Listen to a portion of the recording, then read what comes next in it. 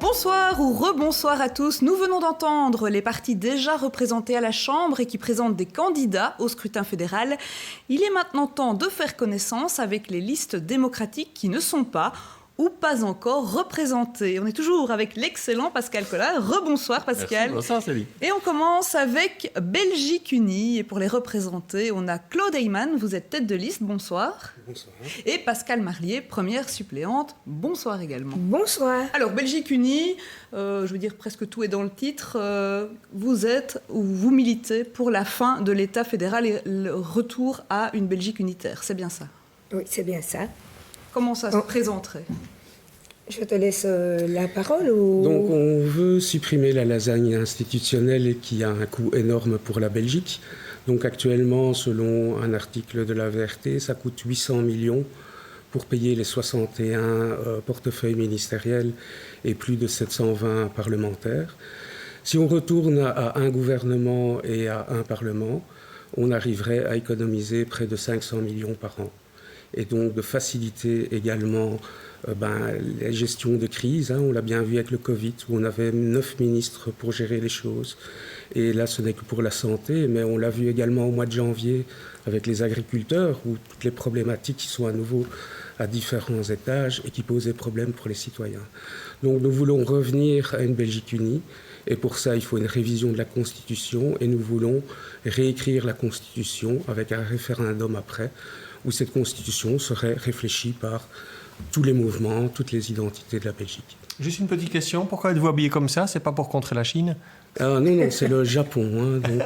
Non, c'est mon habit, ma protection de pèlerin. Donc c'est l'accoutrement qu'on a lorsqu'on fait le pèlerinage de Shikoku au Japon, où on fait 1200 km autour de l'île, à visiter 88 temples bouddhistes. Voilà, et là, ça n'a rien à voir avec le programme. Non, je me lance dans un nouveau pèlerinage, et voilà. D'accord. Alors, pour les citoyens qui nous regardent, comment comptez-vous améliorer leur pouvoir d'achat? Quelles mesures, les premières mesures que vous prendriez si vous étiez élu? Déjà, en supprimant, comme ils disaient, ils veulent supprimer les communautés et les régions. Donc, en simplifiant, on va faire beaucoup d'économies. Comme ils disaient, si on arrive à moins, par exemple, un parlement, un seul parlement, maintenant, si on enlève les régions et les communautés, ils veulent aussi supprimer la frontière linguistique, parce que pour le Brabant, ils aimeraient bien le réunifier, parce que justement, il y a trop de personnes à payer, trop de personnes ils veulent faire des économies en payant moins de ministres et tout ce qui va autour. Une mesure peut-être plus concrète dans votre programme, le point 6, oui. Vous dites que l'État belge doit protéger les nécessiteux de la société. Comment alors les protéger? Protéger en libérant... En libérant des moyens. Donc la plupart des nécessiteux, ils ont des problèmes d'alimentation. On le voit bien dans le budget actuellement. Les gens ont du mal à se nourrir correctement. Et donc moi, j'ai un projet personnel qui est de créer en fait une criée où tout producteur alimentaire pourrait fournir son catalogue de produits qu'il produit et qu'il vend. Et chaque consommateur pourrait rentrer en contact directement avec eux et donc supprimer les intermédiaires et diminuer donc le prix d'une alimentation saine venant de chez nous. Je crois que le BUB veut pour les moins, allez, on va dire, les moins nantis de nos sociétés, des sans-abri aux familles qui ont de plus en plus de difficultés, libérer de toute façon...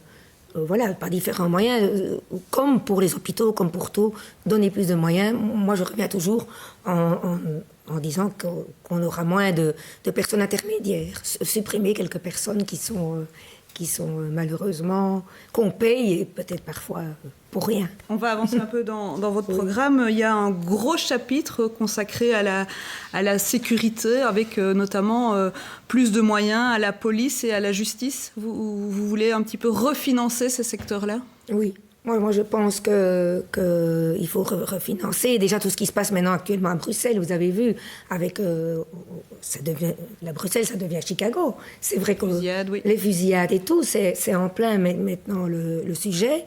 Et oui, renforcer les moyens aussi, comme on disait pour les moins nantis, à la police. Et après, on parlera d'autres sujets. Mais pour maintenant le sujet sécurité, oui, donner plus de moyens, libérer plus de fonds pour la police, pour la sécurité, pour lutter contre les mafias. Et surtout, utiliser l'intelligence artificielle qui pourrait décharger de beaucoup de tâches administratives stupides pour nos policiers. Donc, par exemple, leur rapport de mission, ça pourrait être très bien la caméra qui filme leur journée et après, l'intelligence artificielle résume. Pourquoi c'est dangereux? Je suis en train d'étudier au MIT la création et l'entraînement des intelligences algorithmiques, parce que ce ne sont pas des intelligences artificielles, ce sont des calculs, toujours maîtrisés par l'être humain. Et donc ce n'est pas dangereux, parce qu'il y aura toujours une révision par un être humain. Par exemple, pour la justice, nous avons les magistrats.